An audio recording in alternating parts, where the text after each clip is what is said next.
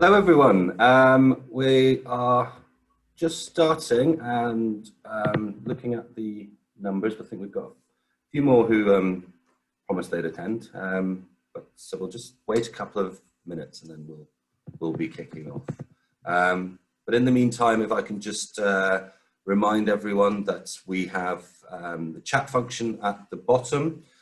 So please, throughout this webinar, share any of your experiences that you've had that you feel are appropriate to what's being talked about, and ask any questions. We will try our best to answer as many questions as we can going through, and if it's for a specific person, then please say so, and we'll try and get through as many of those as possible.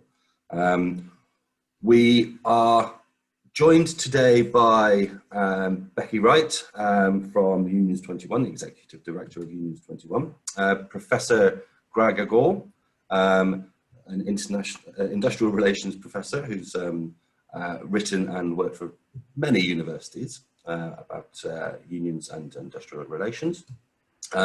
We have Kate Shaw, Senior Employee Comms Manager for Nationwide Building Society, and myself, Caroline and Kevin Watts from the Executive Committee of the Alliance for Finance. And Caroline will be speaking short piece about the work that Community Union also have been doing as well. So hopefully we will have a wide range of issues to discuss about everything, which I won't bore you about going into details. We all know where we're at. I think every person here will have sat in meetings that have been bookended by the phrase, due to the lockdown, due to pandemic, that we've had to do it like this.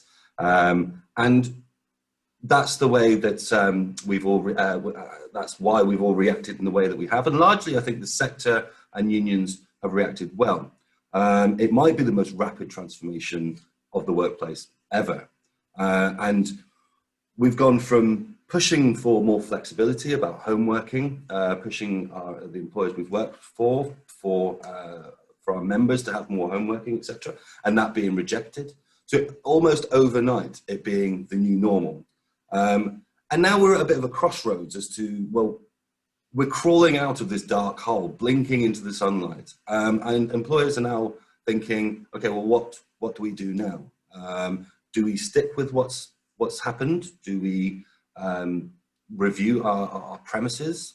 Do we give people options as to how they'd like to work going forward? And unions are now thinking about, well, how are we engaging with members? How do we recruit? How do we organise? And today we're going to try and get as many views on those sorts of things as possible. So without further ado, I'm going to pass over to Becky from Unions 21, who's going to give us some insight into what she's seen. Thank you, Becky. Hello everyone. Some familiar names on the call. Let me just share my screen, and I'm hoping you can all so what I wanted to do today was just to go over some of what I think is the more salient bits of information and sort of findings that we got from a report that we did with the Sheffield Political Economic Research Institute at the University of Sheffield. Essentially, during last year, I went to Tom Hunt, who did the report for us, and said, how have unions actually been faring under sort of the pandemic, and kind of what changes have been happening? And what we did was we came up with this kind of broad question, which is, when large parts of the economy were shut down, when going to work became a matter of life and death, and when work for millions of people, including most union staff, and that's really important in the broader report, and I will send you a copy of the report in a minute. When they moved into their homes, how did unions continue to function effectively? How did they adapt? And the question I had originally asked was, how did they innovate?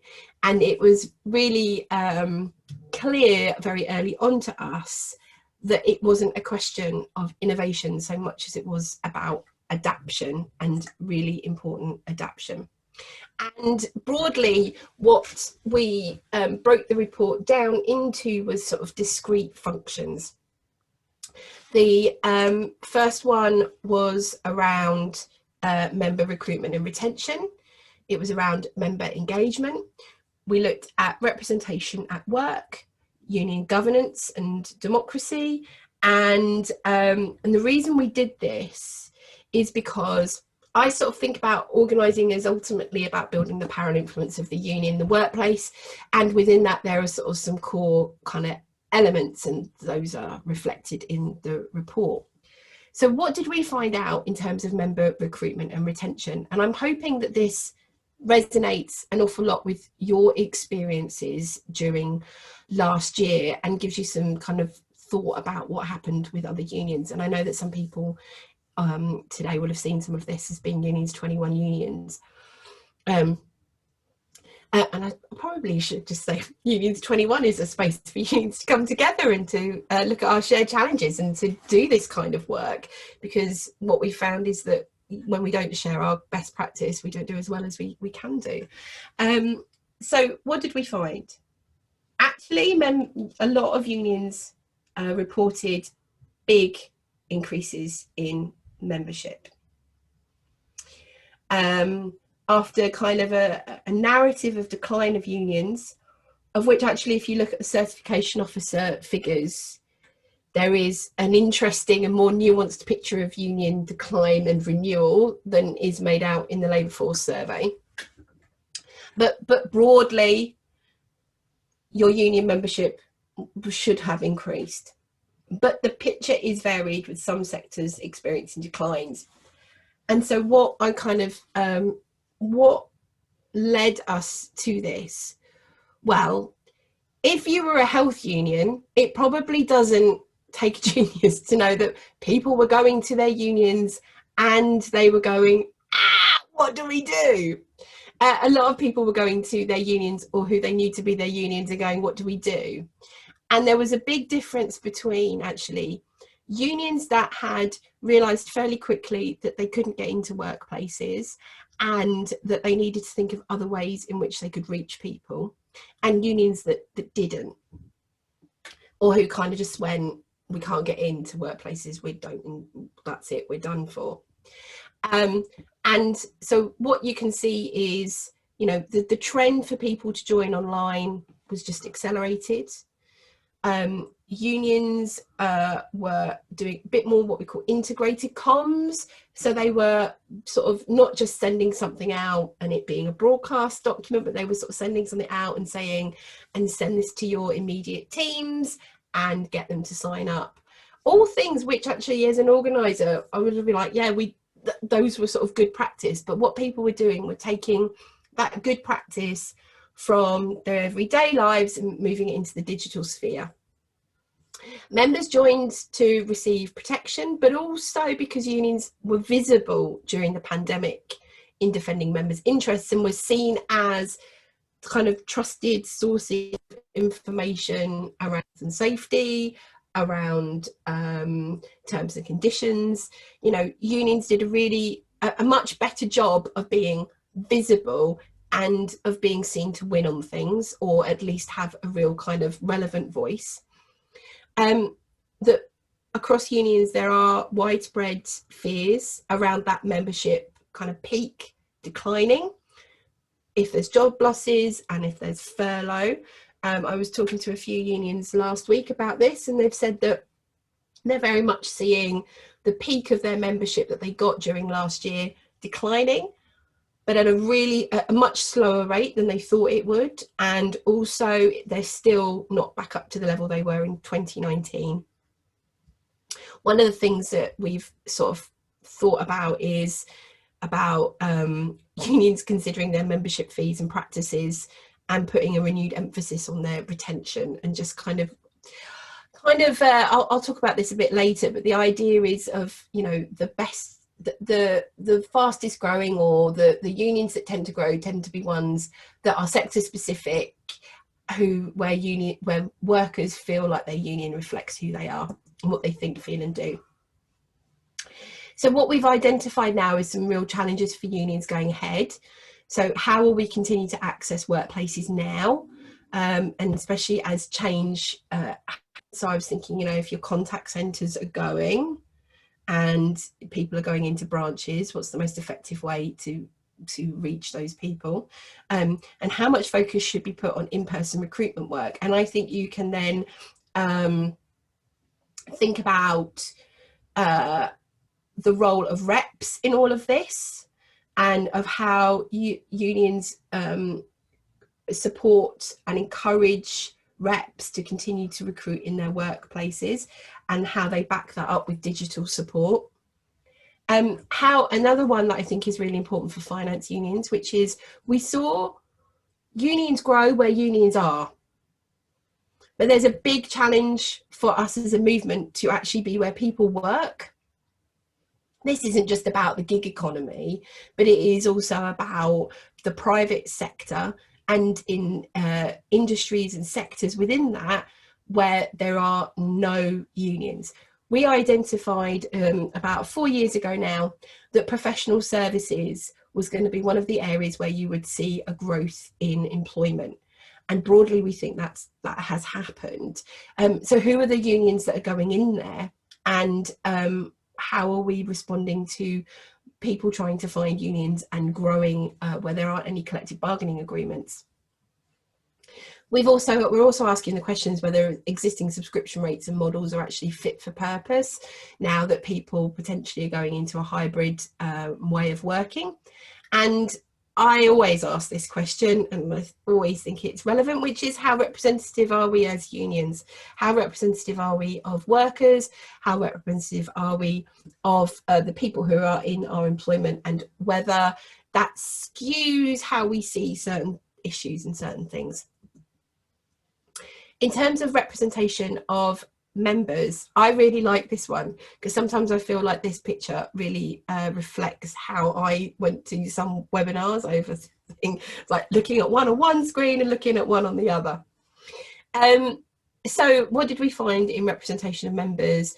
We brought together disciplinary and grievances, and also sort of, you know, the one-to-one representation, and also the negotiations with employers within to this one. So it changed, and that negotiations, they moved online, but they became longer and more difficult. This sort of reliance on interpersonal communication really kind of took a step back, and it kind of formalized negotiations, was what a lot of our unions were sort of saying. And that had some pros and that had some cons. But that staff and reps and employers learnt new ways to negotiate online. You can kind of have a wider question here about to what extent do we rely on the interpersonal communication a bit too much? And this sort of highlighted it. But, you know, broadly, people did find ways to adapt, especially in terms of disciplinary and grievance hearings. But the idea of providing emotional support to members was really hard. What we found was that if a union was sort of thinking ahead enough, it was making agreements with employers, amending initial agreements around how these things were going to work, what technology was going to be used, how much time people were going to have within meetings. So, for example, you know, Zoom fatigue. How do we deal with that when you're in the middle of a disciplinary grievance, and kind of what is the protocols for some of these things?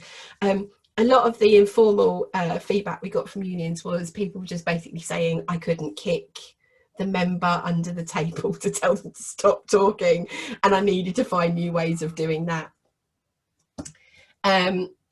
But they went ahead, and there is a real kind of now discussion amongst unions. I think of all the different areas where unions adapted to the pandemic, to me, this was the one that people hated the most, that they had to adapt to, and that people want to kind of get back to being face to face.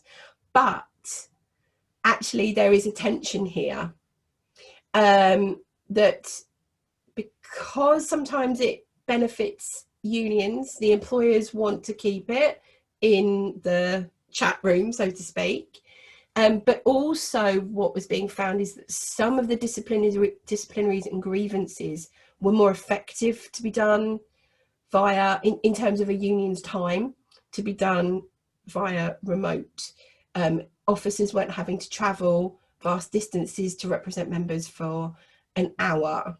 And especially when it was kind of like a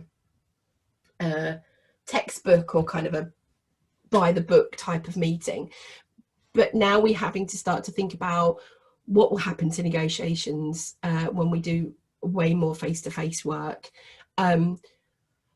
Excuse me, how will unions support staff and reps who are engaged in challenging negotiations, kind of, and how will we engage with employers on both existing and new issues?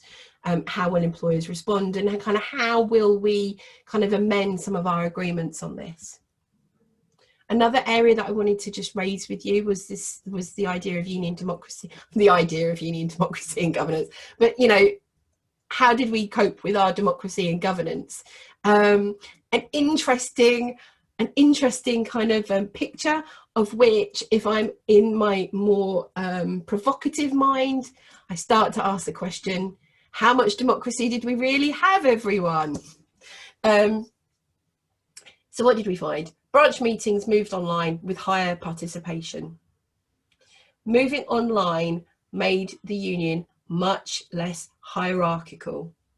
And unions reported that it was that the use of online platforms such as Zoom, such as Teams, created the potential to establish new branches, and they gained a stronger online community of members and reps. I want to put a pin on this one for us thinking about the future later on down the line. Conferences did take place. Some unions put it off for as long as possible. And there was a recognition that they weren't like for like replacements for the in-person. And I think that this is actually kind of going back to my provocative point that I made before. I think this is giving us a real thought about what actually is the point of a union conference in the 21st century, especially if we're getting more member engagement and more feedback from members about what they think is important on policy and what they think is important around issues that don't need to necessarily happen in a conference setting. I remain agnostic. I'm more interested in the question because I think it actually comes to the idea of how representative are unions. Online NEC meetings worked and they were fairly efficient, but the virtual format and the loss of informal interaction, a lot of unions were saying it kind of changed the risk-taking nature of unions. So one of our kind of more industrial focused, and I use this in a quote of a comment, militant unions actually found that when they weren't in the room together, they tended to be more risk averse and not want to put in place ballots for industrial action, which is quite interesting. But it does open up, again, more of the questions around if we can do a virtual NEC, does it make our executive committees, does it enable them to maybe be more reflective and representative of our membership? I think about this in terms of, I couldn't go away. I'm the primary carer for my family. My partner works shifts, often works at weekends. I'm not going to be able to go to an overnight NEC meeting without a considerable amount of logistical, headaches. I certainly can't go to a union conference without it being planned well in advance. And so actually, does this kind of format enable people like me who maybe would find it very difficult taking part in their union? So I kind of raised this before already, but when unions bring people together in their democratic processes, what outcomes are they really trying to achieve? I think this, for me, this is the big question.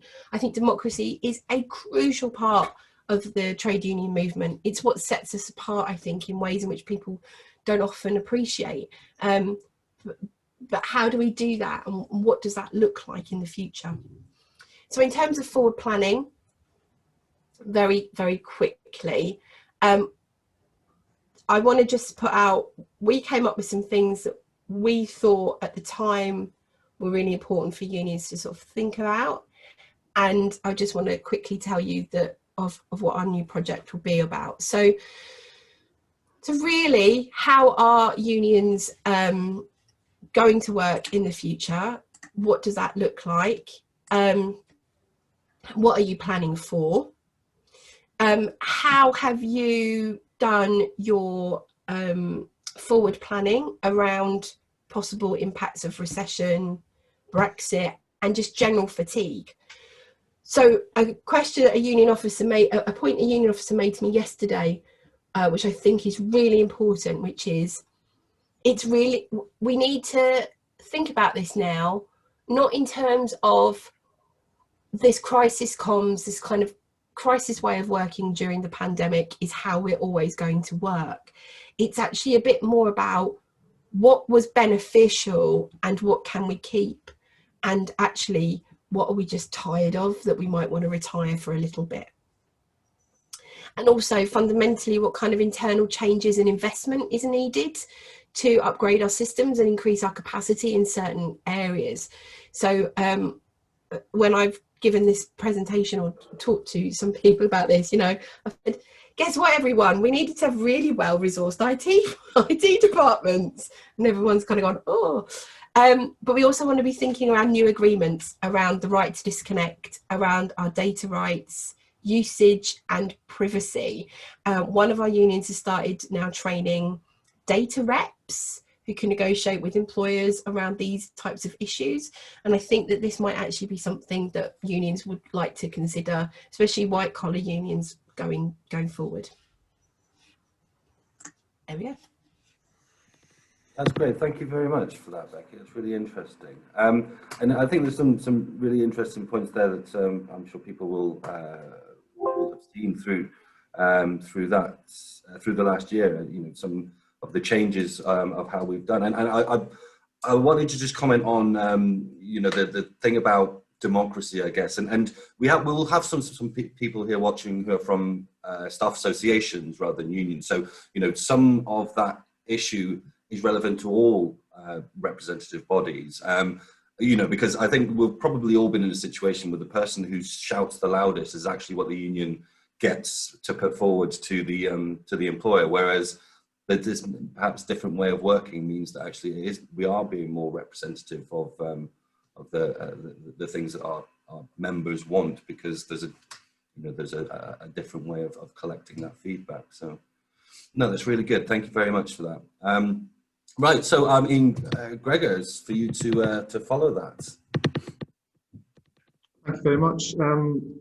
Good morning to you all. I'd like to thank the Alliance for Finance for the invitation to speak to you. What I've been asked to do is to look at the issues of home working, and I've badged this around asking the question, is home working the worker's friend or the worker's foe?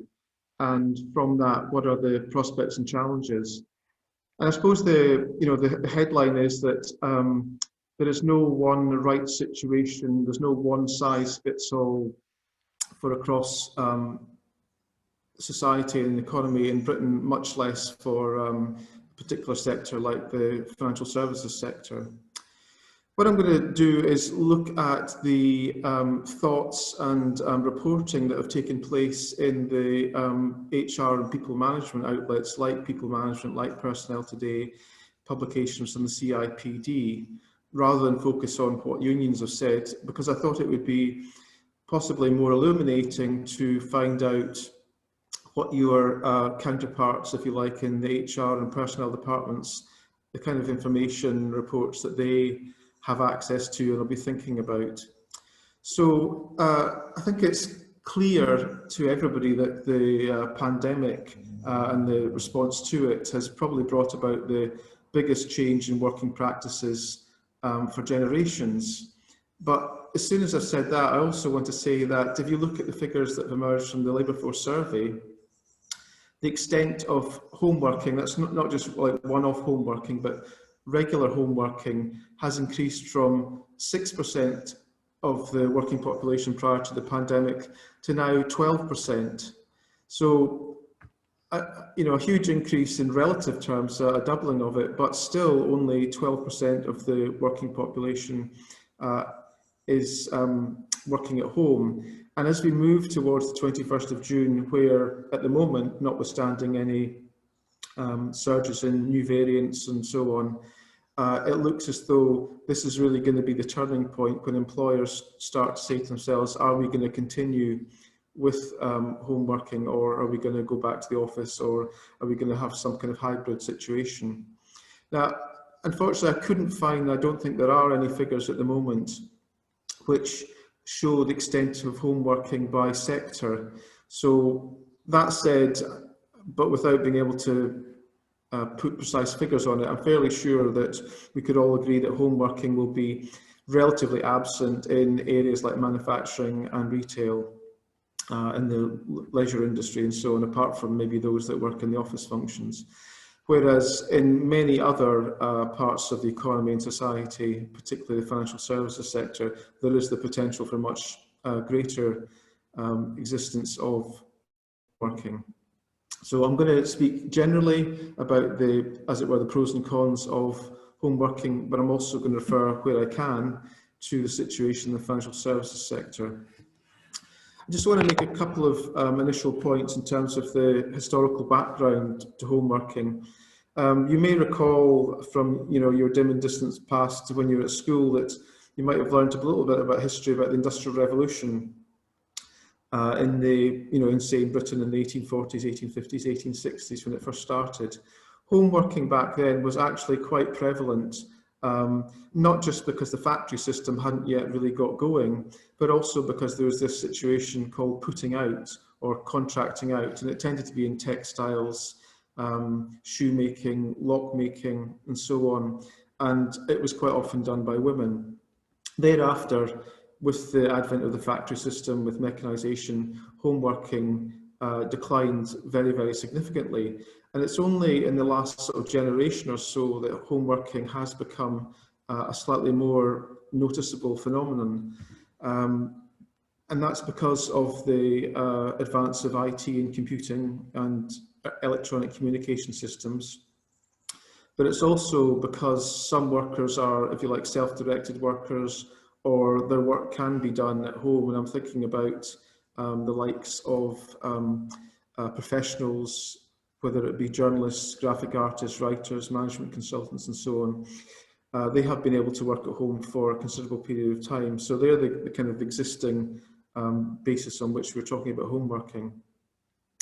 The only experience, I suppose, that many people will have had of home working was when there have been strikes on the railways or strikes in schools, and people have had to work from home. But other than those, couple of examples, really, we're talking about a situation which is new to people as of when, the situation changed quite dramatically last year. I think initially the view of those that were allowed to or even forced to work from home was a pleasant one. Not the working day, but the overall day, if you like, got slightly shorter. Of course, there was less travel time involved. Therefore, more time could be spent with families, or just more leisure time, or just not getting out of bed so early. There were those kind of benefits, but I think fairly early on, those benefits seemed to be outweighed by a number of disadvantages that emerged. And I think that the most obvious ones is that the length of the working day increased, or the extent of the working day increased for many people. There was a greater intensity of work, and a lot of those things to do with how people use and interact with the technologies that are available to them. So, as I'll mention later on, there's a degree of presenteeism taking place with home working because people feel that they should be, and this isn't only where they're being tracked or monitored, but they feel they should be available or visually, electronically or visually available. There's no, or much less breaks between meetings. There's no travel time. There's no, informal chats before meetings. So Zoom fatigue is quite apparent. But there's also social isolation and so on. So let me move on to some of the issues which I think unions and staff associations in the finance sector need to be aware of as we move towards the 21st of June and thereafter. And of course, it's not just about thinking, well, let's hope this doesn't happen. It's about trying to be proactive, engage with employers, with your own members, to work out the agenda that is most suitable for them.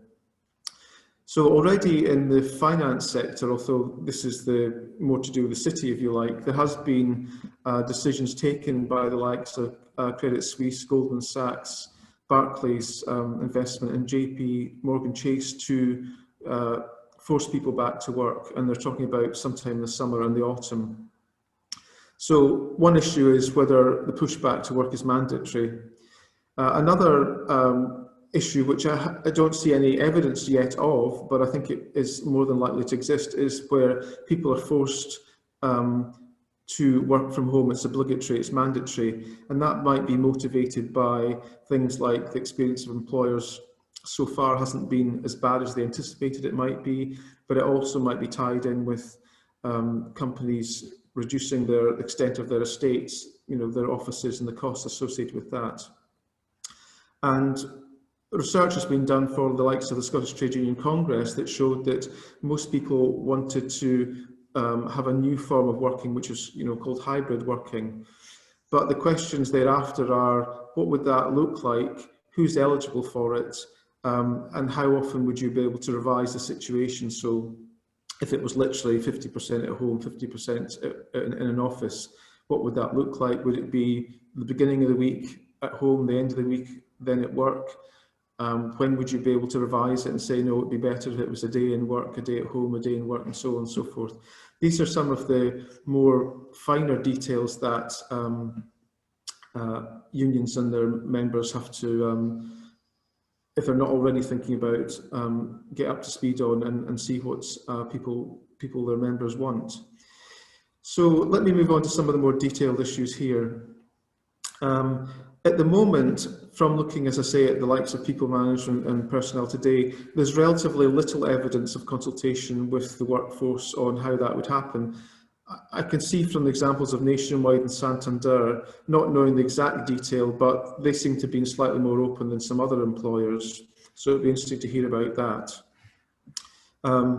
With regard to Nationwide and Santander, it would be interesting to know, and for the unions to investigate these issues about when it's said that employees can work from home, what are the criteria for being allowed to do that?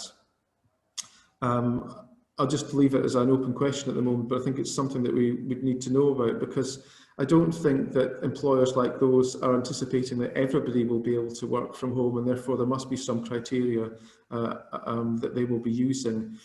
Is that fair? Will it be discriminatory towards some employees rather than others?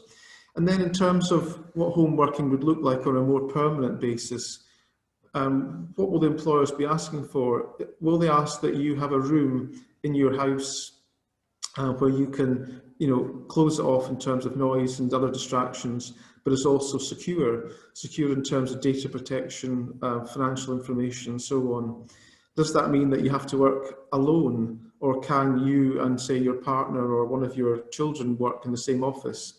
Does it mean that this will favour middle-class households more than working-class households? Because generally speaking, the middle class have larger houses, they have more separate rooms and so on and so forth. What are you allowed to do when you are working at home that isn't work? What's legitimate? If you would have water cooler moments at work in order to break up work, is it legitimate to go and do the dishes, to do a bit of hoovering, to hang up the washing or whatever? Can you use those as breaks? I think, again, if there's a lot of monitoring and tracking going on, these are some of the questions that people need to be asking about and resolving.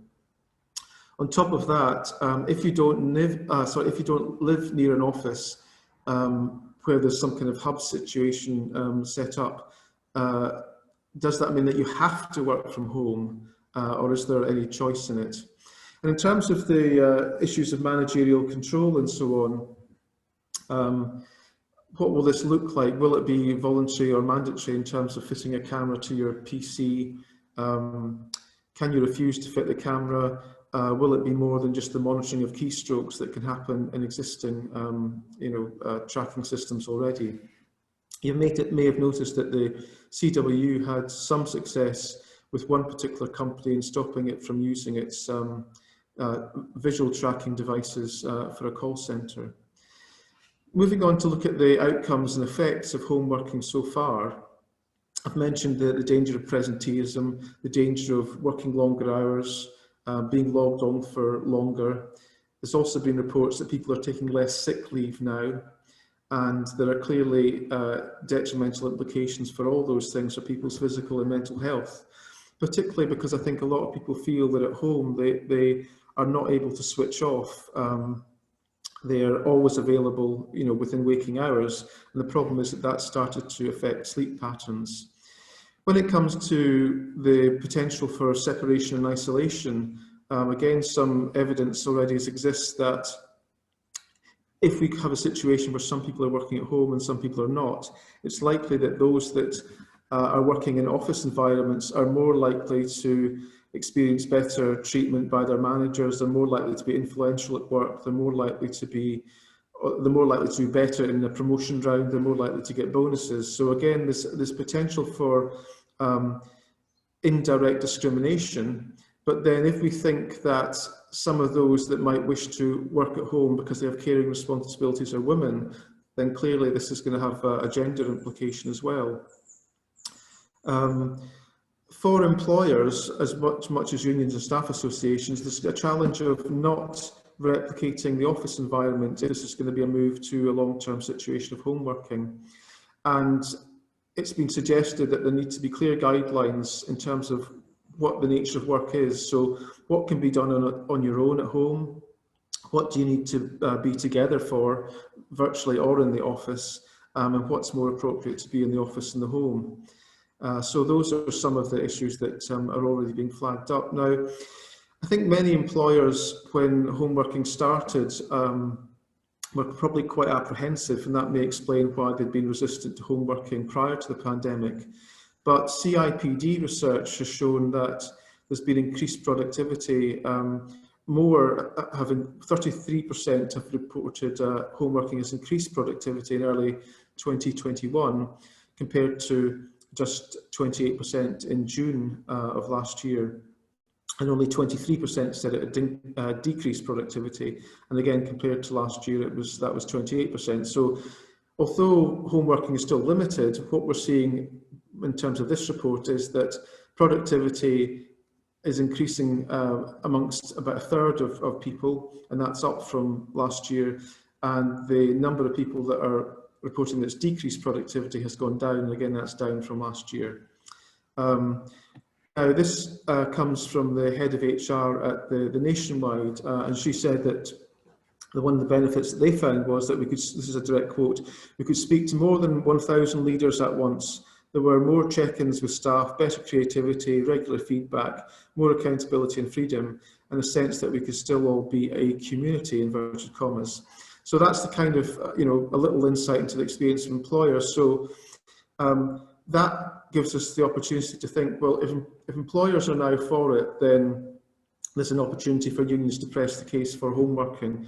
But again, it must go back to the issue of, yes, but what will home working look like? What will its pros and cons be in terms of the actual detail?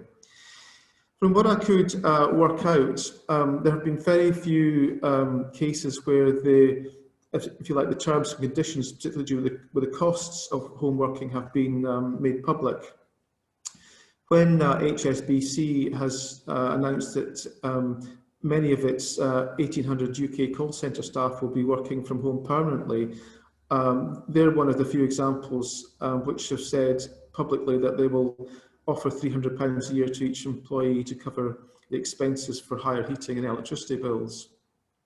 I would have thought that's a little bit on the low side, but also should be covering other things as well. So I think that's an issue to make sure that employees don't end up subsidising employers, particularly when employers might be saving quite a lot of money on costs to do with office facilities and office space and so on. A couple of final comments. I've already highlighted that it's emerged that many employees want to have a hybrid form of working later this year and into future years. That's not just from the STUC research, but also from the CIPD and research that the BBC did. One of the dangers, I think, in looking at the issue of home working is that we forget there are other forms of flexible working. And again, CIPD research found that flexible working such as part-time working, flexi-time and compressed hours have fallen during the period of the pandemic.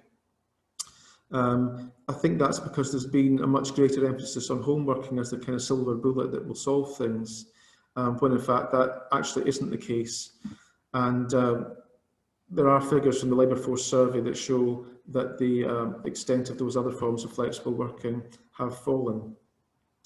One of the final points I want to just make is to look at the issue of employee demand for home working. Although I've already referenced that there are different sources, whether the STUC, BBC and the CIPD, there's also some instances of employers doing surveys about how many of their staff want home working. And one of the examples is from HSBC. They found that about 70% of their call centre staff wanted to have the option to work permanently at home. 25% wanted to go back into the office for some time, and only 5% wanted to go back in permanently. Now, I think what we need to ask about those surveys from employers is, what were the nature of the questions? Because the questions can affect the answers. What were the options that were given? Was it just, do you want to be working at home, without any detail about what that would look like? And the reason I say that is that it was certainly one of the things that was made apparent when the HSBC survey that I've just mentioned was talked about in social media. And maybe it was the case that the figure of 70% of people wanting to work at home permanently was because they didn't actually have a workplace to go back to, and therefore they thought, if I opt for home working, which is has less cost to employers, maybe my job will be safe. So just to conclude here, as I said at the outset, there is no one size fits all. A lot of the devil, yes, will be in the detail of things, and we need to, as unions, as union activists and officers, sit down and have very precise and detailed conversations with not only the members of our unions, but also the employers in terms of negotiating what these agreements will look like. And in particular, I think there have to be clauses to review how things are going, because it may not be the case, in 2 or 3 years' time, or in 5 years' time, that as many people want to work from home. And yet, if that has been set in stone, then it's going to create difficulties. Thank you. Thank you very much, Gregor. Yeah, some good points there. And your question, or your comment, sorry, about surveys, I just wanted to point out that at the end, I was going to put up a link from Professor Phil Taylor as well, who has done some work for the Scottish TUC, and there is a survey that he's put together with some interesting findings about working from home. So people can have a look at that, and I'll put the link up to that at the end. Some things about Nationwide in there, so I'm sure Kate is champing at the bit to get some responses to some of those questions as well. And I saw that we have had some questions come in. Kevin, can I ask you to read some of those out for some of the panelists, please? Yeah, absolutely. Yeah, no, we've got several questions come in. The first one I'm going to point to Becky, if that's okay, because Alan, thank you for your question, and you did say Becky. So I'll read it out, Becky, and feel free to ask me to repeat it if any of this is unclear. Becky, do you feel that member interaction at conferences, etc., is more or less than usual when online compared to in person?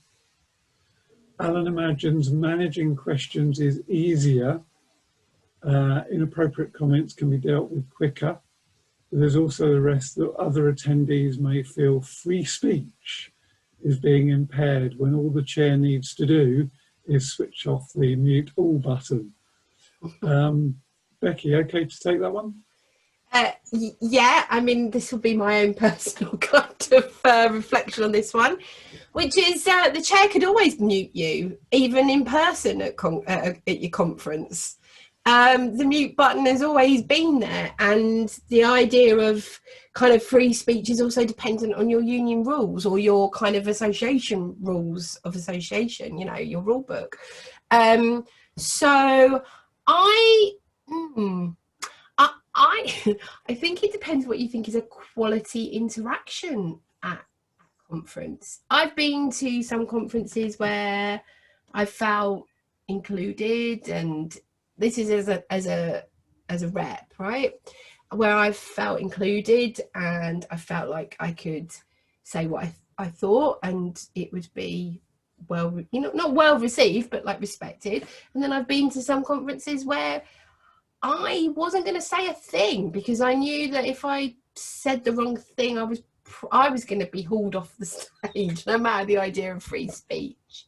So I think that the interaction at conferences online and offline is just different. And I think for me, it goes back to what ultimately you're trying to achieve by having that conference.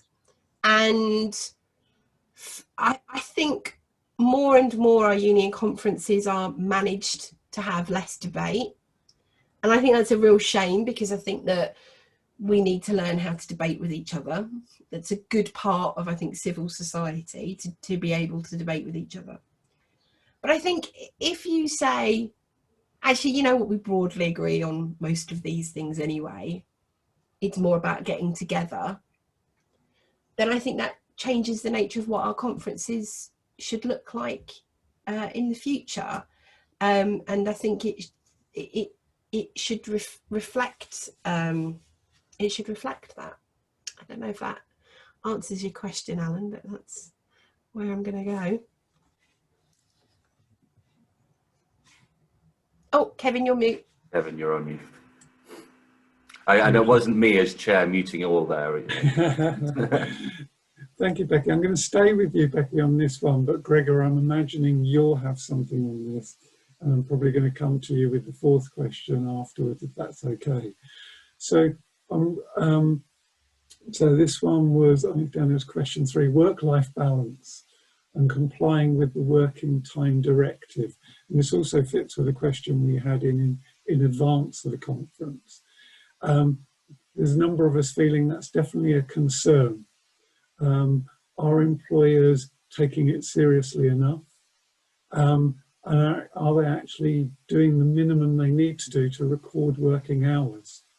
And surely with a move to this, oh, I feel the video's on, or I've got to be shown to be doing work because I'm not in the office, people are going to do more work and not stop.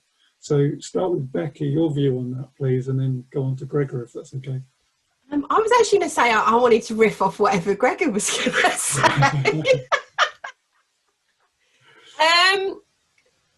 I mean, I don't know quite where to start with it in terms of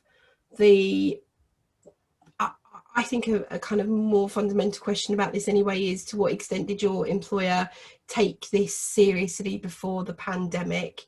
And also, to what extent are you able to be robust enough to challenge it with your employer and to make it a big thing with your members? There are pros and cons with the surveillance aspect of recording hours and of the use of that data. And I think that actually, I know I've been in a few conversations about mental health now that people are on their own a bit more. And to what extent can we be kind of part of that discussion to encourage people to just work their hours? And I think there is an element of which we can only do so much in this. where when we're in a team, sorry, I've got a bit of a cold, and so I'm trying to order my thoughts in a way in which everybody would be able to understand them. But I think when you're in a team culture plays a huge part of what you do in the workplace. And when you're on your own, it's really easy to kind of have ways of doing things. And so I think if I'm a union, I'm not responsible for individuals kind of taking their time. I want to let them know that they need to work a certain way and to do a certain thing.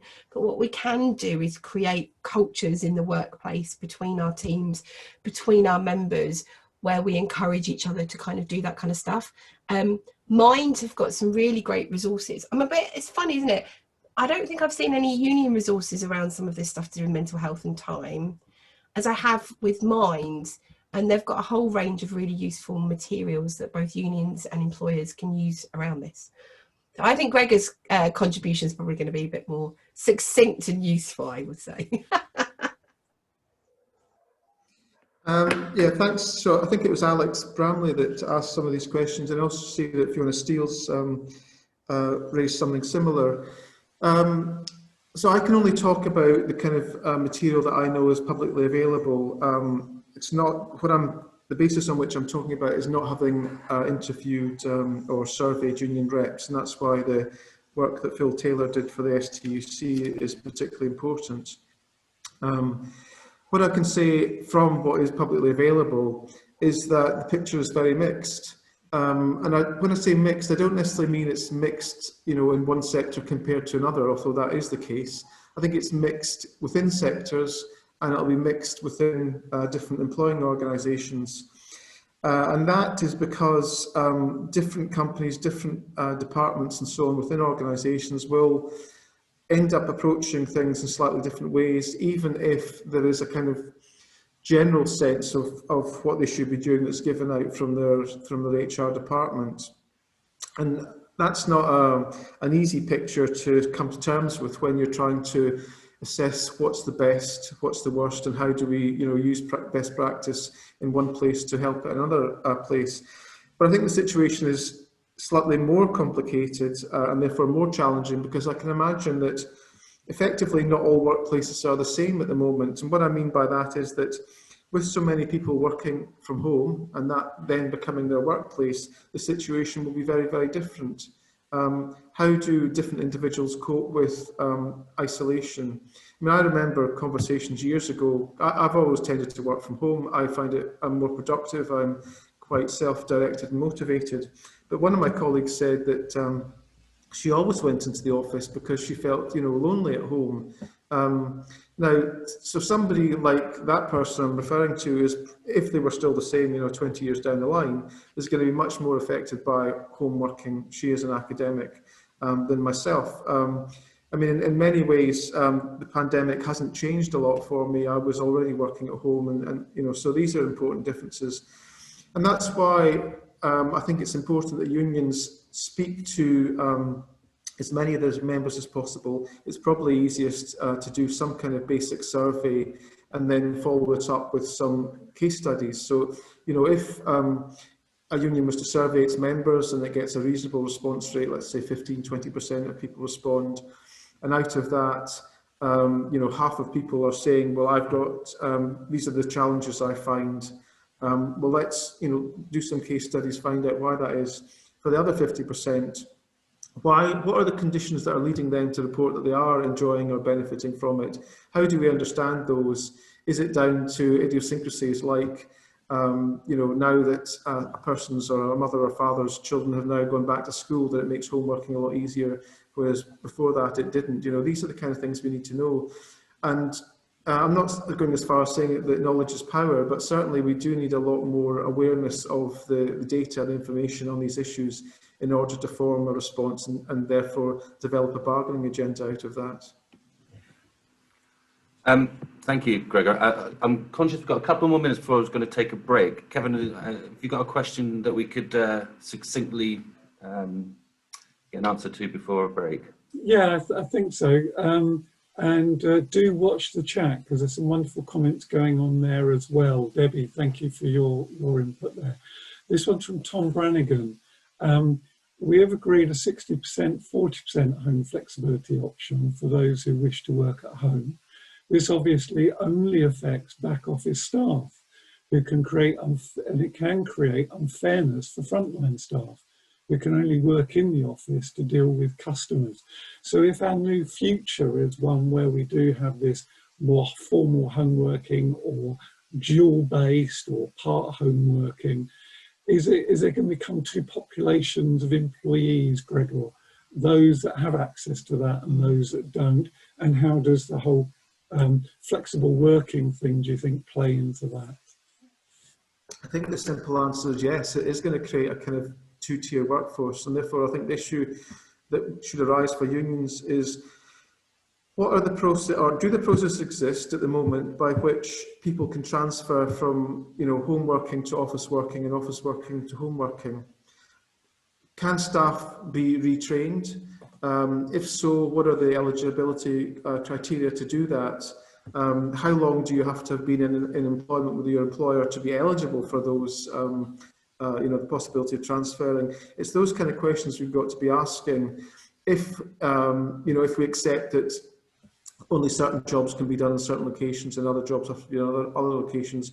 If that is accepted, and I'm not saying that it should be because I don't know the exact situations, but if it is, then people have got to come to terms with, you know, asking the questions about basically being able to transfer from one job to another. Lovely, thank you very much. Thank you, Gregor. Thank you, Becky, for your contributions there. We are going to take just a few minutes break. I want to get back by 5 past, then we'll hear from Kate Shaw. So everyone, just take a few minutes, and I'll see you at 5 past. Becky, I understand that you're going to be shooting off, so thank you so much for your input. Thanks, everyone, and have a good rest of your meeting. Bye. Thank you. Bye-bye.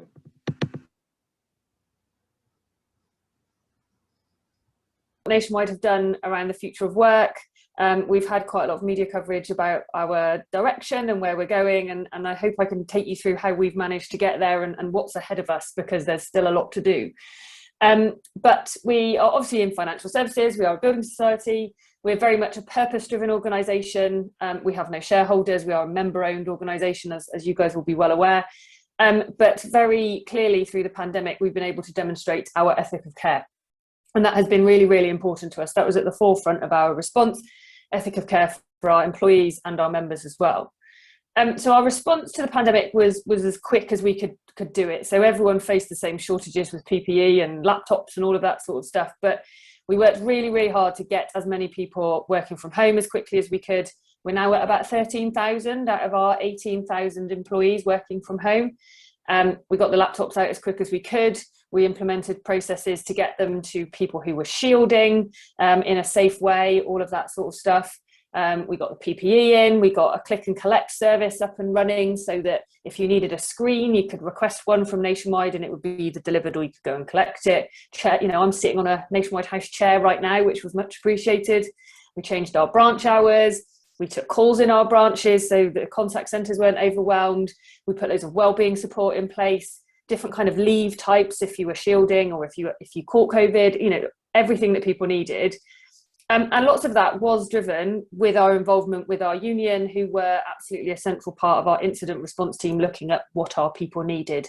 So that has kept us going, and we've put loads of stuff in place, albeit temporarily, while we are dealing with the pandemic. But even from the start, we started to see noise and feedback from employees around, do you know what, this way of working is actually really working for me. I'm really productive. Can I do this forever? When will you tell me that I can just work from home forevermore? So actually, even from the beginning, we were hearing that. So in amongst all the fear and the worry and the concern, that was starting to come through. And then as the pandemic started to ease, that became louder. So other organisations were starting to take tentative steps in looking at what their future might look like. And so our colleagues were getting louder and louder around, I just want to know now, I want to make my life decisions based on this. You know, I would like to move if I could possibly, but I need you to tell me that I'm going to be able to work like this in the future. And we have real-time employee insight, which tells us how people are feeling. We started it at the beginning of the pandemic, and through that sentiment, we started to see it getting louder and louder. So we put a lot of work into shaping what I'll come on to talk about, which is our commitments. And we did a massive piece of external research. So for those of you who've seen, and I can put a link in the chat in a bit, we produced an external future of work report with Ipsos Mori. And that looked at all sectors, all industries, different kinds of workers, etc. And so it had a lot of similarity with our own internal research, but it was much more broad. The key issues that pulled through, some of which we've already started to talk about today. So workplace inequality. So that ranged from people who've got their lovely garden sheds that they've converted into fantastic offices, through to people who were using ironing boards as a desk because it's literally the only space they had, the only kit they had to be able to make themselves comfortable. So those people talking about how they love working from home, it's probably because they've got a nice office space in order to do it. So remembering that inequality is a really valid theme that goes through all of this. Another key theme was COVID generation. So if you're starting in your career, if you're onboarding in an organisation, actually, are you losing out on those real valuable people skills because you're starting your career in a different way? So graduates and people who, you know, if they were in an office, they'd observe how people work, they would be learning on the job. That's very different now. And it was an absolutely valid theme that came through. Lots of tension around remote working. Is it about personal preference or is it about delivering an organisation's purpose? Where do you kind of find that compromise? Is you working from home for the future going to be a real pain for your team or for your organisation? How can you balance what is a personal desire and a personal choice with what the organisation or your team still needs to deliver? And then everything around inclusion and well-being and Zoom fatigue, which we've obviously talked about. You know, people being always on, that's definitely a theme that came through in the research externally as well. And then internally, we carried out an employee survey for our colleagues who were working from home or in an office. So we almost had three types of workers. You've got branch, you've got people in who are working at home, and then you did have some still in our admin centres. So one of the commitments we did make during the pandemic was if you were physically not able to work from home, you could still work in an office, and there were people who still needed to be there. That could have been for technology reasons, it could have been their role physically required a presence, or it could be for well-being, or, you know, potentially an abusive environment at home. There were lots of different reasons. And actually, we got feedback from over 9,000 employees, which is incredible. Our annual engagement survey gets something like a 90% response rate. Everything else gets in the like 5 to 10 response rate. This was massive. So we're really proud of our robust data, and therefore that the decisions we've made as a result are based in science. And that told us 57% wanted to work from home forever. We asked them, and I know it was mentioned earlier, what were the actual questions that were being asked, and were people being led to respond in a certain way to back up decisions that maybe had already been made? And while we had a hypothesis, we wanted to validate it, and that's why we did it. So 57% said, I want to work this way forever. I'm productive. I'm getting stuff done. I am still connected to Nationwide. I know what I need to do, and this works for me. 6% want to work in an office forever. And the rest want a combination. So that can be working in a cafe if your job allows it. It could be popping into an office occasionally and then working from home. It could be balancing it around childcare, all of those sorts of things. And then we asked what people saw as the purpose of the office. And that came through much more about social contact, collaboration, just seeing people and getting to like connect with them, with a small percentage of to just get my head down and do work. You know, I don't necessarily need the chat that goes with it, but I would like a space where I can be productive. We also conducted over 150 leadership interviews with our senior leaders. We looked at what other organisations were doing, and we'd already learned a fair amount because we've got two relatively new buildings. So one in Swindon called Ramsbury House, and one in London, which actually opened last August, called The Post, where it is already more collaborative spaces, more open spaces, less banks of desks that you might imagine in older offices. So, you know, we took all of that research and all of that data, and we pulled together what we felt were quite bold commitments. And judging by the media reaction and external reaction, they were indeed. So, and And I think we've also had a side conversation earlier on around, is this just for those people who can have flexibility in their jobs? So is this for our branch people? And the answer for us was yes. So these commitments are for everybody. And we want our branch people to feel like these apply to them. They might not be able to relate to all of them now, but it was about offering opportunities. So the first one is we want people to be able to work anywhere as long as they are led by the work. So actually, if you're a branch colleague, your work will potentially need to be done definitely need to be done in a branch, but there may be elements of it as that role evolves that you could do at home. So if they keep doing calls in the branches, is there an option where they could work from home in the afternoon and do those calls as an example? The second one was quite linked to that, which is recruit anywhere. So recruit where the talent is, not where the office is. So previously, our branch colleagues would not have been able to get a head office job unless they moved to Swindon or to London or to Northampton. And actually, I've already recruited 2 branch people into my team. One lives in North Yorkshire and one lives in Essex. And that's on me now to make sure they feel as part of the team as if they were physically in Swindon. So that is definitely a commitment that works for them, but it will also mean we can get the right talented employees for the jobs that we need them to do, no matter where they are in the UK, because we are bound by the tax and legal things that mean that we have to be based in the UK. The third commitment is probably our most controversial. It's the one that sparks the most debate internally, is around how do you make meetings as inclusive as possible. So the premise that we want to go out with is if one person needs to be virtual in a conversation, then everyone should be virtual. So the feedback we got was, I don't want to go back to being in the office where there's 10 people in a room and I'm the one in Bournemouth and no one's listening to me. They've forgotten the horrible spider phone on the table, or you're rustling your papers around it. And the feedback around that was overwhelming. So we wanted to be bold to provoke that conversation. And of course, there will be compromise in the future where someone says, I don't mind dialing in, actually. I don't want to stop the thing from happening. But we want people to think about, right, okay, if you are dialing in, how do I include you? We need to continue to invest in our workplaces. So that's our fourth commitment. And we will also always provide a desk for those who need it. So there are still people who, if they want to be in the office full time, they may have various reasons for that. So it could be their home environment is unfit, as we've talked about. It could be for mental health reasons. We've seen lots and lots of people living on their own. So, isolation during the pandemic, they want to be in an office. So we've always said for those who need it, there would be a space for them. Number 5, kind of linked to that, is that well-being becomes a norm. So I think, as we've alluded to, there was so much focus on well-being, ranging from team fatigue through to everything else. But we want to make sure our employees know that well-being will continue to be a core part of our proposition as an organisation. And then the last one is around the more we listen, the more we learn. So our commitments have been shaped because employees have given us the contribution to make sure that they're right. We will keep listening. This is not about saying, here's our position forevermore.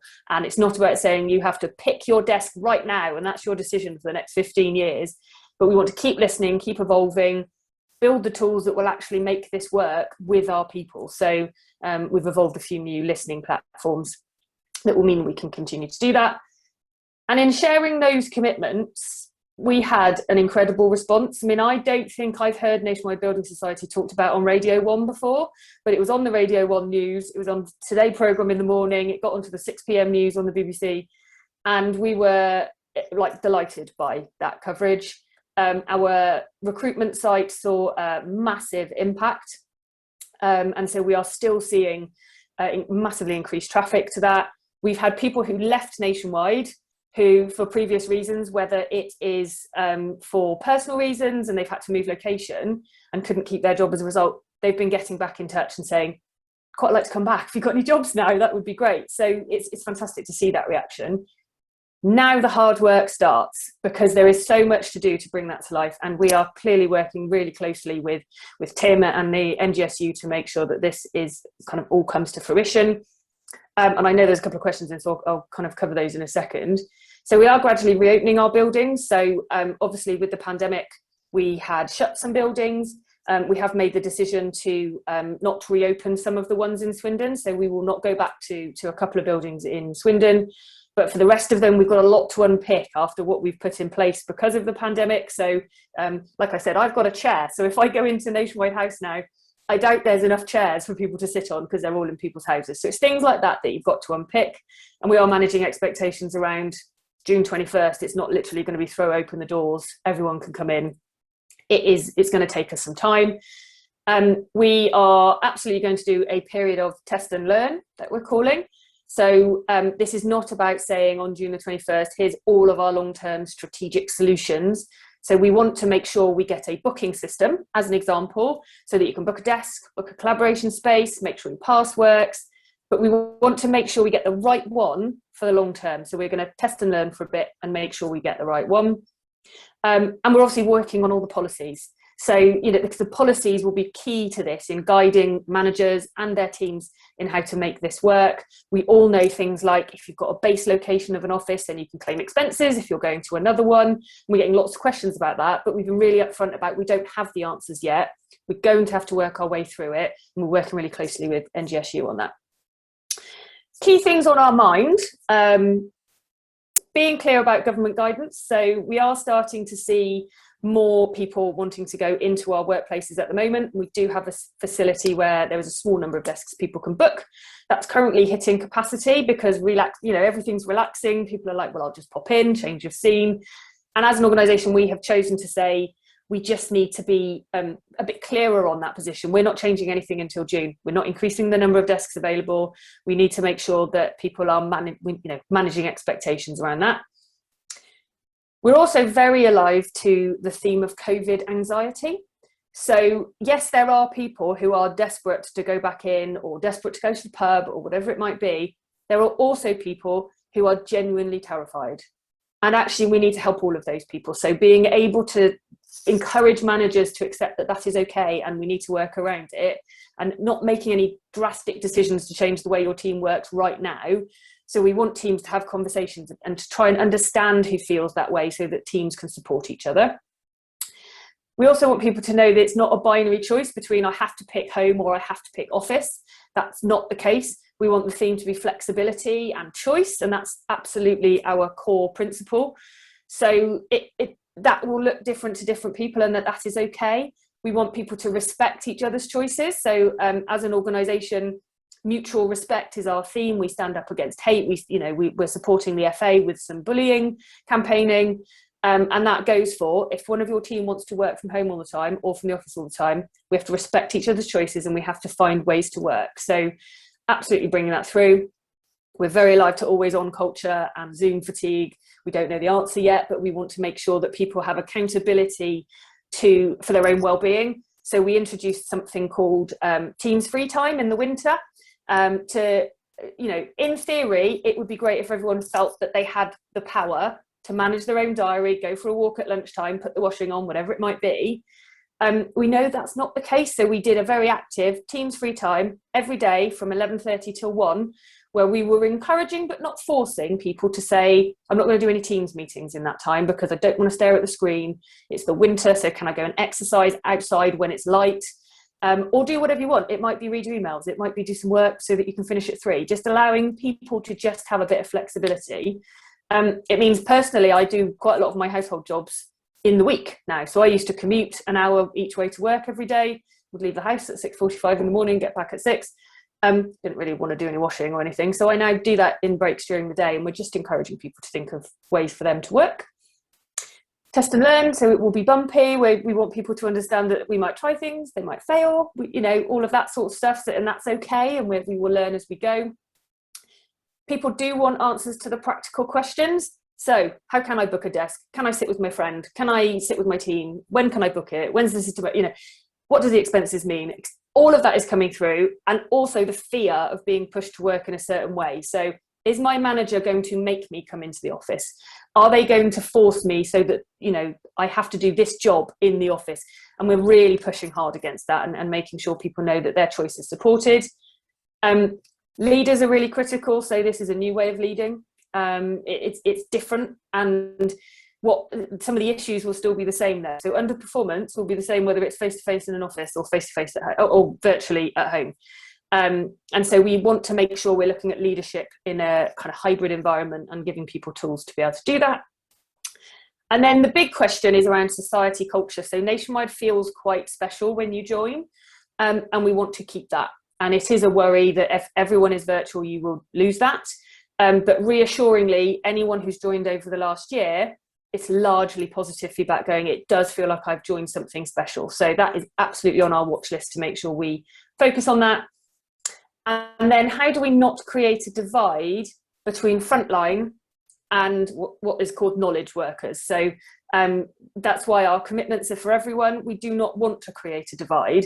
It's why conversations for us around home working allowance, etc., is really tricky, because how can you be fair to the people who actually had to physically go into branches during the pandemic and go and serve members who sometimes weren't very nice to them? So we want to make sure that all our employees feel included in all of this stuff, and that's really important. And then all of the stuff around new starters and health and safety and where are our responsibilities are the real issues. So we don't have all the answers yet. That's kind of where we are at the moment, and we are talking to our colleagues almost every day about this subject. We're creating help guides, we're just keeping the conversation going, and every session I've run, which is just a general Q&A, goes on for hours, and people are really appreciating the openness in which we've communicated this, which has been really helpful. I thought I would just have a look at some of the comments. I love the comment around couples working in the same home having to be in separate bedrooms and having their bed in the background, etc. So my husband and I can't work in the same room, otherwise we'd kill each other. So I very quickly cleared this room and put a desk in it so that I could have my own space. Oh, Fiona, am I allowed to answer questions? Sorry, I'm just going straight for questions. Oh yeah, that's fine. I mean, we've got other questions for you, but yeah, by all means, feel free. Sorry, I just get carried away on this subject. Can you tell? So Fiona's question around, did we have much reluctance from senior leaders for this? And if so, how did you overcome it? So as with most things, you will get a bit of a mixed response. This has been led from the top. So Joe, who is our CEO, is very, very passionate about well-being and choice. Jane, who is our people director, again, very clear. We wanted to make quite a bold statement on this. And we did engage our leadership communities before we announced it externally to talk to them about it. Most are really supportive. They want to know how it works. They want to kind of move on to the next level of detail. And there will be the odd pocket of not in my team, which we are working through. So that we've immediately had requests for, I need 500 desks in X building, and you just need to make that happen. But we're challenging that. We're using the commitments and we're working through those challenging conversations. But it always does help if it is led from the top and leaders are clear and supportive. So yes, and it's almost important to have that open conversation. So we encourage public comments on our intranet from our colleagues. So we do encourage different opinion and debate. I think the point made earlier on about how we need to learn to debate with each other is valid anywhere. So we want to share different views and bringing it back to that theme of mutual respect. So that was helpful. Yeah, I don't know. I've waffled, so I hope that was helpful. If anyone wants to know anything about any more of those subjects, I'm happy to kind of talk for days.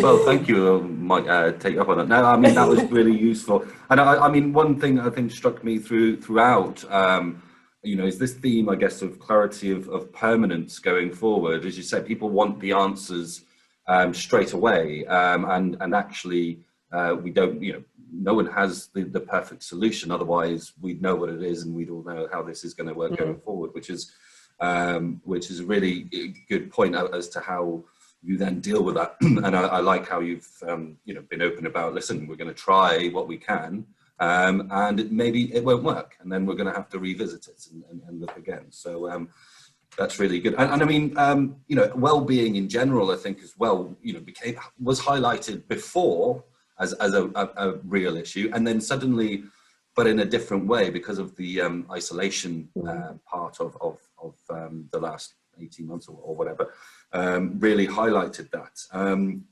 I think it also highlighted this idea, although, many people, hate their job or at least don't enjoy it as much as perhaps whatever. It is a really important part of life and of our well-being. And when that kind of routine is taken away from you, you know, it had a real impact on people. Definitely. So Kevin, is the no, sorry, we're gonna move over to Caroline first, and then we'll take questions. So thank you for that, Kate. Caroline.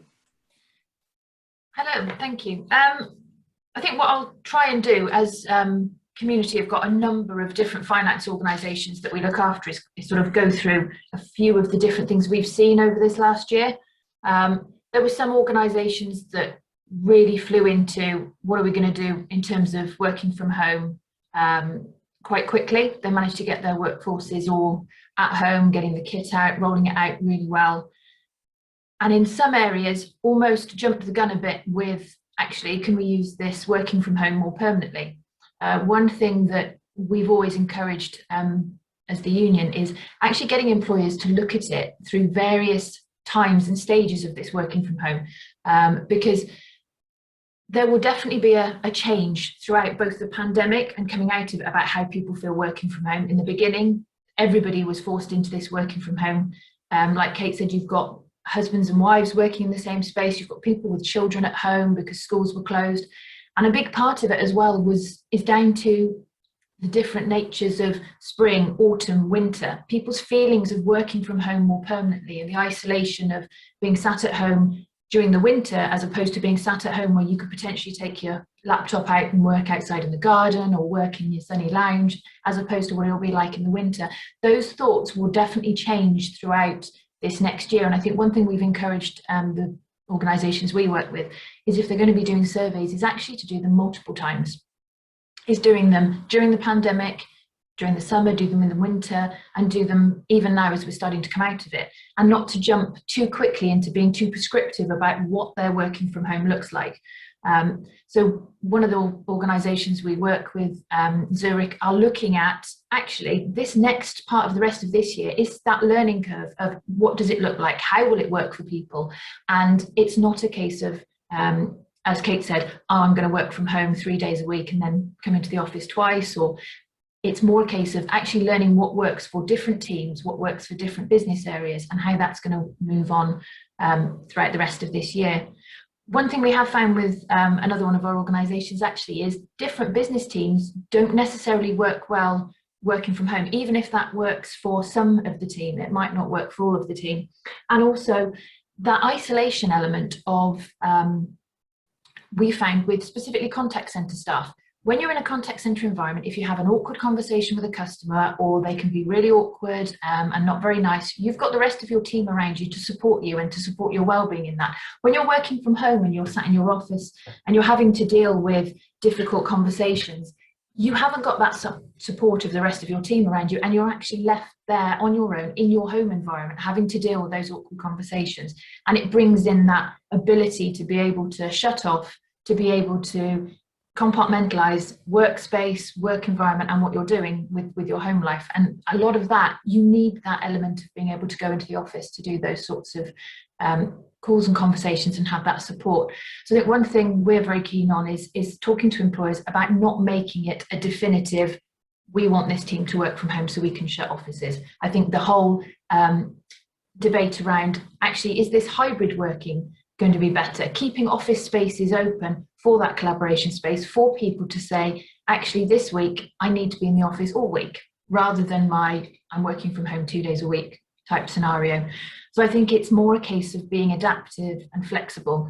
The whole working from home flexibility is, as we've described it, more of a spectrum. It won't fit everybody, it won't all be the same. And what we want to try and do is encourage employers to be more flexible with it, to look at what works, to adapt, and not have policies that are really prescriptive that state this team will work from home 2 days a week, or this team are going to be in the office all week. I think a big part of it as well is looking at that culture and those relationships and building that up and that collaboration. And also not having, as was found before the pandemic, that giving people the flexibility to work from home, there was no one in the office Monday and Friday. It became actually, we've got an office and it's open all week. You don't have to be working from home on those days of the week. So I think a lot of it is about talking and that adjustment. Another part of it is very much the leadership element. I think leaders need to, if they're going to put these things in place, lead by example. So by saying, oh yeah, we can have some teams working from home or some people working from home. If the manager is in the office 5 days a week, 9 to 5, then that expectation from the teams are going to be, actually, I need to be in more. So I think they need to embrace it as much as the rest of the team. And I do also think a lot of that will be around teaching the leadership and getting them to learn how to deal with and manage hybrid teams in having that inclusivity. And it might be that actually there needs to be training for those managers that needs to be mandatory to make sure that they realise how they work with teams and how they work with staff that are both in and out of the office. I mean, from our personal example, we had a secondee start right at the very beginning of the pandemic in our team, and it was about how do we make them feel included, having regular the teams meetings and coffee mornings that you would have. So on a Monday morning, everybody getting together for 10-20 minutes at the beginning of the day to talk about what they did at the weekend, what's been going on, and what you've got set up for the week. That interaction is really important.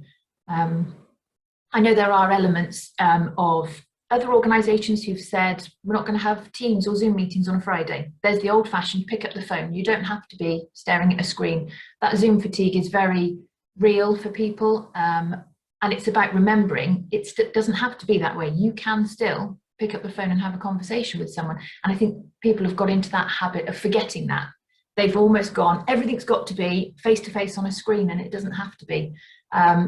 And that whole being able to switch off and take that break and make that distinction, it's something that needs to be learned from both the employees and the employers and the unions about how we manage that aspect of managing days in terms of,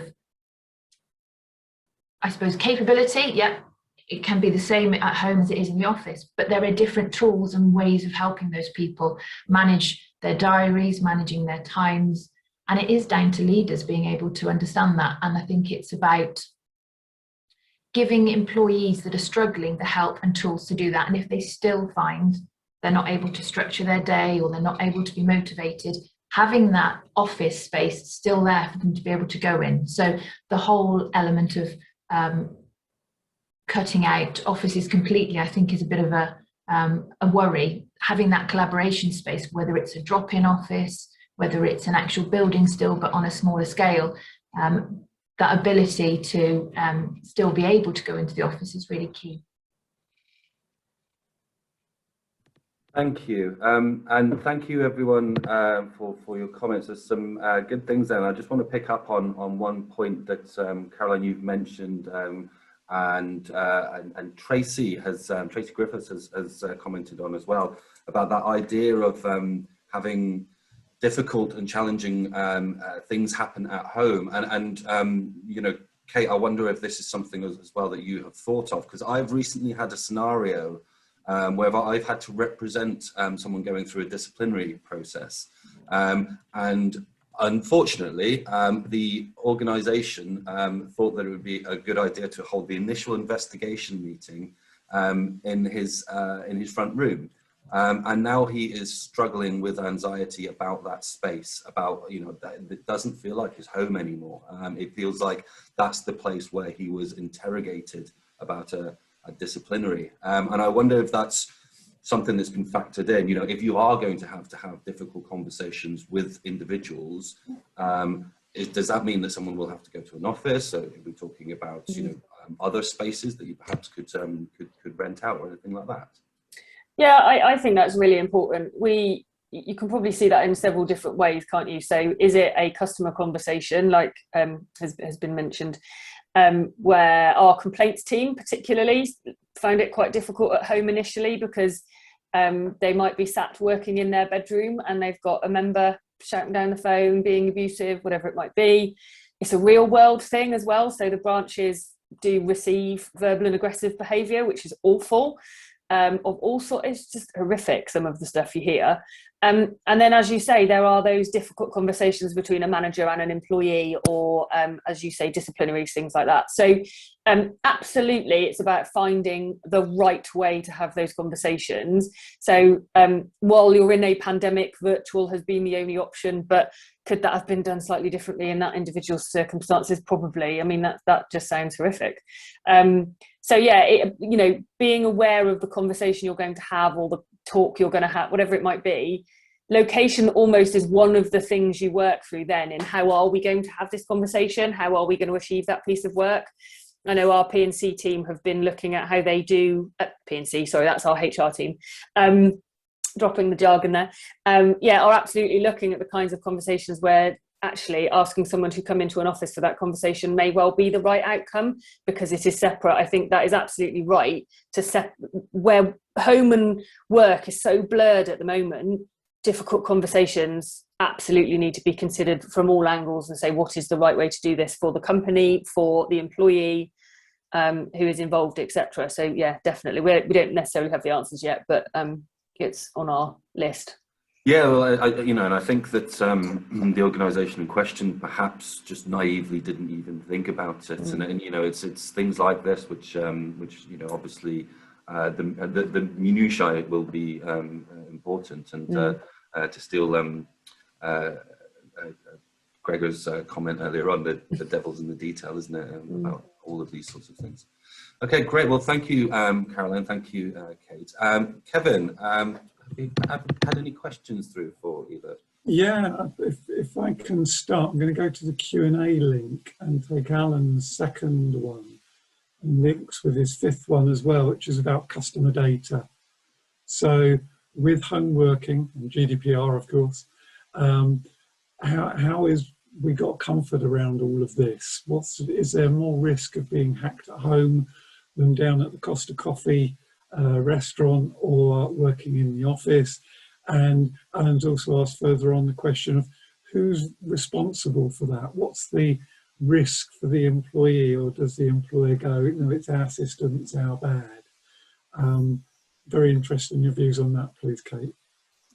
So I'm not an IT security expert. I will say that up front. I think working for a regulated financial services organisation, safety and security of member data and employee data, all of the data is massively important. As far as I am aware, the systems that we have in place, we would not have allowed people to work from home if it was not safe and secure, especially those in member-facing roles. So we still have restrictions in place. So as an example, I can't print at home. So I'm not allowed, and it's not possible to connect my work laptop to a personal printer. If I want printing, I have to go to Swindon, which is 40 miles away. So, there's lots of steps and controls like that based on, the infrastructure in my laptop means no one else can log on. It's the only thing that can connect to the nationwide network. All of that is in place. There is general advice on, if you're out and about, what types of networks to connect to. So they'd rather you tether to your mobile phone than use the Wi-Fi in a Costa, because if it's that free open Wi-Fi, we know that's dodgy. But home Wi-Fi is more secure, and people are directed to use that as the default, because companies like Sky and BT have the steps in place to protect it. We have been tracking all sorts of data through the process to, everything we're monitoring anyway. So ranging from SLAs in terms of how quickly things get done, but we also monitor losses and we monitor risk as a very risk-averse organisation. As we move forward, a huge part of our Future of Work programme is around risk and is around security, etc. So how can we give people the guidance that they need? So if you are working from home and someone else in the house works for a competitor, what is the advice we will give people about being in the same room, etc.? If you're working on an NDA project, is it better that you might be in the office? So there are definitely technical controls in place. We are confident that we have not seen an increase in issues as we've gone through. For large organisations who have that kind of infrastructure in place, I think it's probably quite comfortable. It's the smaller organisations or those organisations who may encourage employees to do bring your own device type stuff, which opens you up to using your own computer, your own technology at home, which is probably more risky. And I think as long as broadband is provided through a main provider, then they have to have the security in place. Where the risk falls and where the accountability falls, I wouldn't know. I would assume it was still nationwide, but it might depend on the individual circumstances. If an employee willingly scribbles down some customer numbers, they could have done that in the office. So the measures that are in place that track it, we ask people doing certain roles to make sure they have 2 weeks holiday so we can identify fraud, as I know a lot of other organisations do.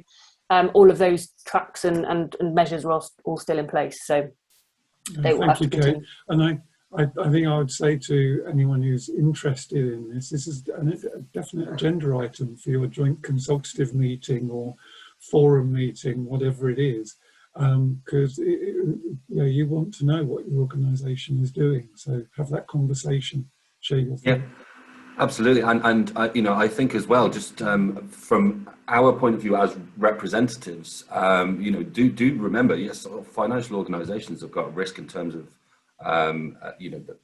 from a financial point of view, from a customer data sort of thing. But I'm sure many of you have had very personal conversations with your members and have member details, perhaps at home as well. So it's just as important for us as unions and staff representatives to be really mindful about how we're treating that data, as I'm sure many of us couldn't afford to fall foul of GDPR regulations. So Nick, I've got a couple more questions, if that's okay. Yep. These ones came in early.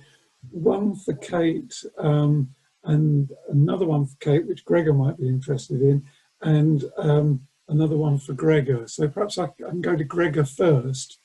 Gregor, this one's about sort of the new world we're working in. Do you think unions and staff organisations need to revisit things like recognition agreements and facilities agreements to reflect the changing nature of how we are working or will be working in the future?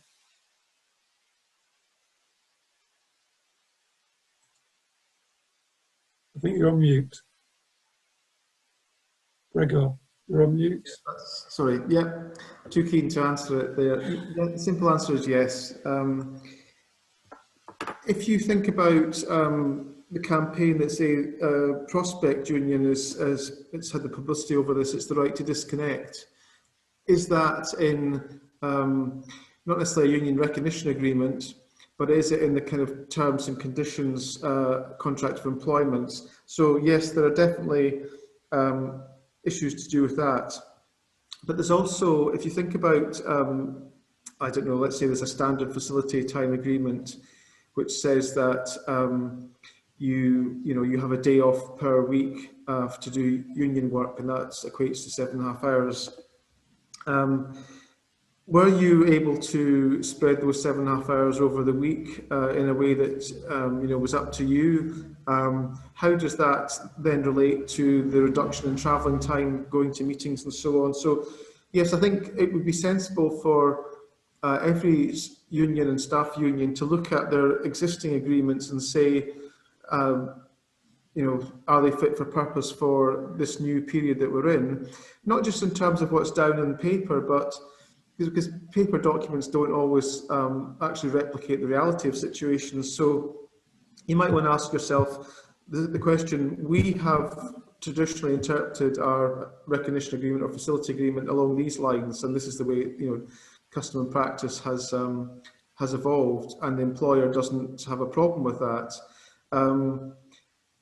Will that still be the same situation in the new context, or do we need to have something in the agreement that is actually specific and written down, or can we just have a kind of an agreement of working on trust that the old agreement is now interpreted in a different way? So I think yes, it's very much kind of like a housekeeping thing. Go back and look at your agreements and see if they are, as I say, that kind of horrible phrase, fit for purpose. Because I can imagine that with the end of the furlough scheme, with various things that might happen in the future, there might be pressures on employers that they want to change things or interpret them in different ways, and so it's important for people to get up to speed. Thank you, Gregor. And the next question is really, Kate, you picked up a lovely load of the questions we were asked beforehand because we had shared them. So you really nicely covered off presenteeism, leadership, culture and recruitment. All of those I thought were really tough questions, and you just breathed through them with what you explained Nationwide have been doing, so very well done.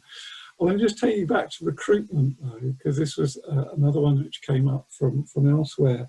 So is it just HR that were able to recruit really positively, and you've now got a team that are sort of probably in different boundaries and certainly in different counties than you sit, and as you said, it's your job to make sure that team will connect and work together, and I hope that they can print and don't have to travel 400 miles in order just to get to a printer in Swindon. But I've heard both sides of the story, that both employers and applicants have found the new recruitment methods really great, saves time, feels like less pressure. You have applicants have got on that wall in front of them every question they could possibly be asked on flip charts and all the great answers. But there's still that thing of you, Kate, really don't get to see them, do you? It's all very virtual, what are they really like? And then there's the whole induction thing. So very interested in your views on that. You're on mute as well, thank you. Yeah, I normally get caught out at least once a meeting to be on mute. So it is definitely something we are pushing the whole society to do. So I don't sit within HR, I sit within the marketing and engagement type world. And all of our job adverts, the default now is they are advertised as UK wide. So to at least prompt the manager to be having that conversation and how can I make this person feel as part of the team. We've seen teams go from no, they always have to be in an office in Swindon to there's definitely been recruitment in some of our member facing roles that have been across the country, which is fantastic. Most of the verbatim, so this isn't necessarily backed up in data, but the verbatims of the people I've spoken to have said they have had a great experience joining. So the time and effort that people are putting into inductions is fantastic. So the one I hired from our branch network was based in North Yorkshire. We clearly made sure that he just had everything he needed for that first week and he was in the right sessions and we spent the time and invested in it. Would we have invested that much time if he'd joined us face to face? I don't know, because it might have been oh, you're in, get on with it. Come on, just follow along, keep up.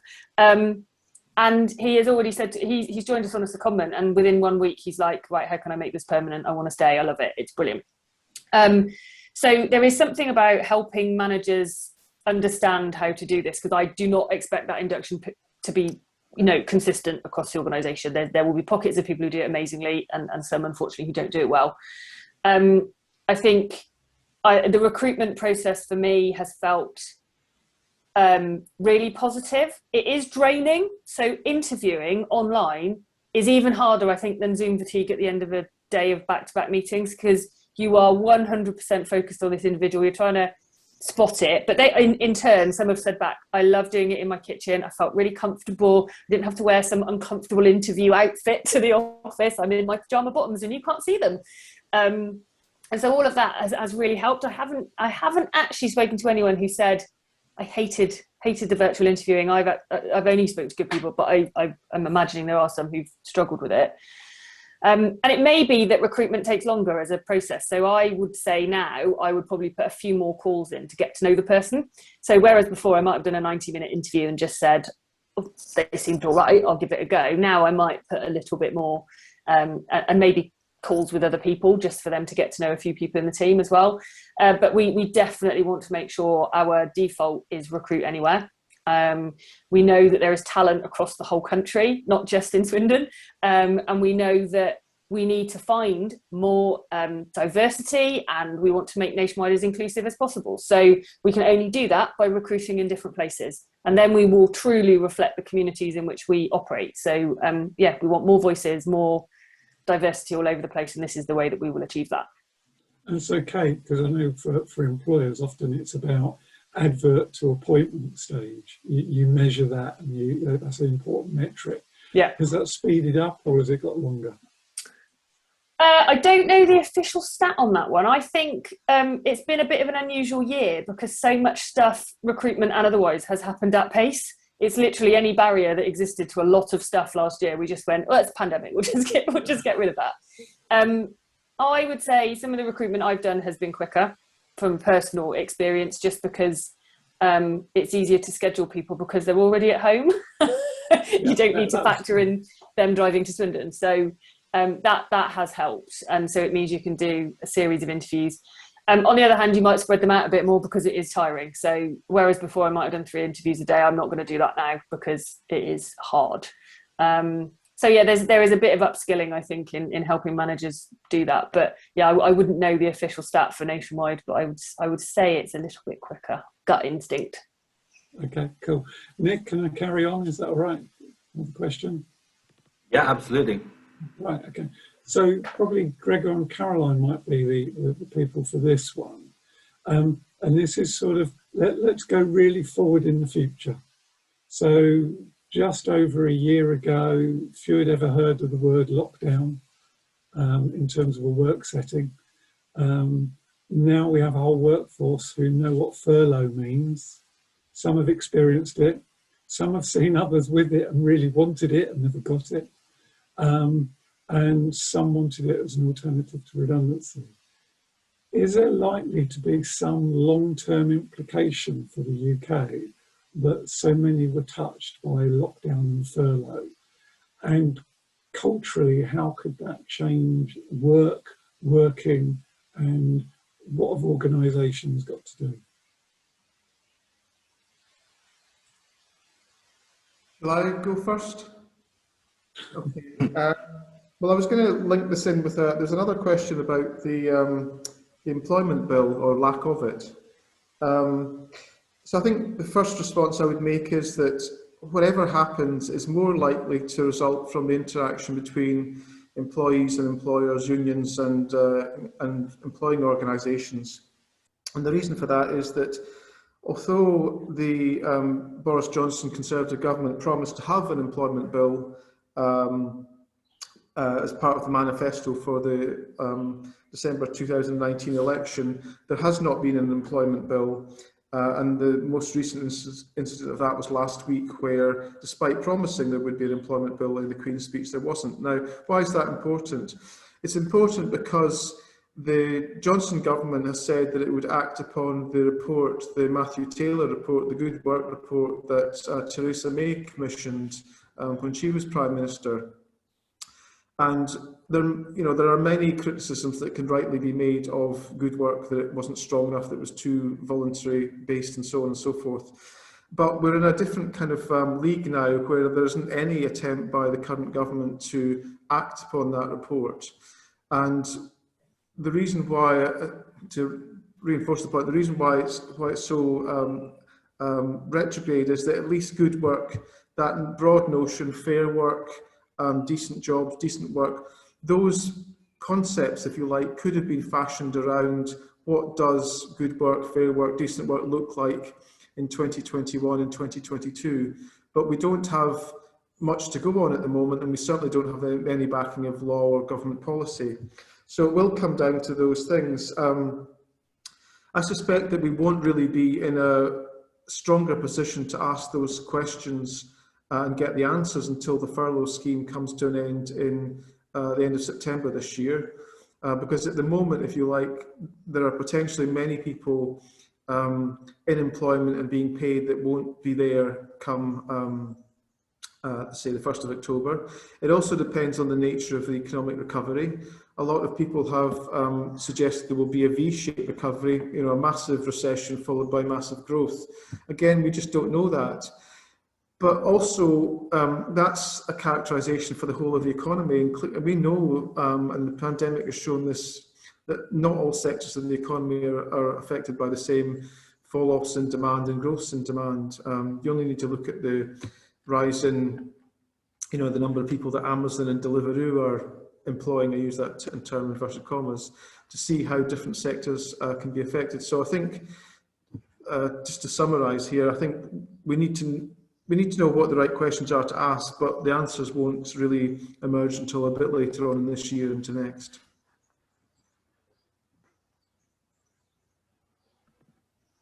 Caroline, do you have anything to add to Thank that? you, Paul. Yeah, the only thing I was going to say is, I think from a point of view of what Kevin said about people being impacted by furlough and people who hadn't heard about it before, I think we just need to be careful depending on how employers have been using it, whether or not they're using it as a test to see whether they can get away with not having as many people in the workforce that then leads to redundancies, and also whether it's something that employees who've either benefited from it or haven't been on furlough but have wanted to because they've seen other people on furlough, whether that becomes something that they think should be used in the future.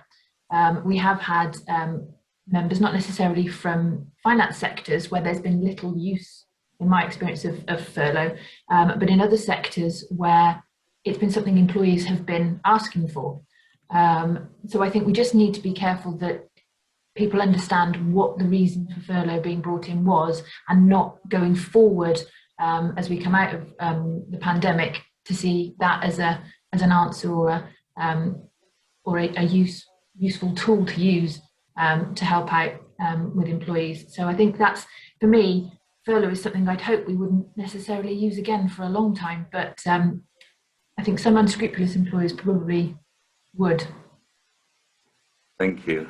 Yeah, and you know, the concept of furlough, you know, it's just suddenly overnight, this word that I'd never heard of until about, what, 14 months ago or something like that, suddenly became reality. And yeah, it'll be interesting to see if it ever rears its ugly head again. I hope not for the same reasons, obviously, but you know, it's certainly provided some challenges, and I'm sure everyone here will know the differences between you know, companies that were using it partially, some people wanted it, couldn't get it, and all of the challenges that brought up. So yeah, thank you for that. Listen, thank you everyone for your comments, and a special thank you to Gregor, Kate, Becky, for your very enlightening talks and for fielding some of those questions. And also thank you to Caroline, who jumped in last minute to give her thoughts, and Kevin for looking after the chat and for keeping some of that going. It's been really useful. I hope you all have found it useful. As I said at the beginning, we will be putting up the video of this, and I think on YouTube. I just need to get the technical stuff right, and then I'll send out the link to everyone's email address. So if you want to forward that to other people in your organisation, then please do so. And Kevin has asked if you can just provide some comments as well about if you have found this useful. And you can email us through to Secretary at Alliance for Finance, or go on the website to allianceforfinance.org to give your thoughts, but also to give us ideas for future seminars of this as well. Just before I go, I wanted to put up just a couple of things that have been mentioned today in terms of resources. So I've just put some things here. You can just Google these. You don't need the exact website, but the Working from Home survey that we referenced at the start by Professor Phil Taylor. If you put in Phil Taylor Working from Home survey and STEC, you'll see the initial responses that have come up there.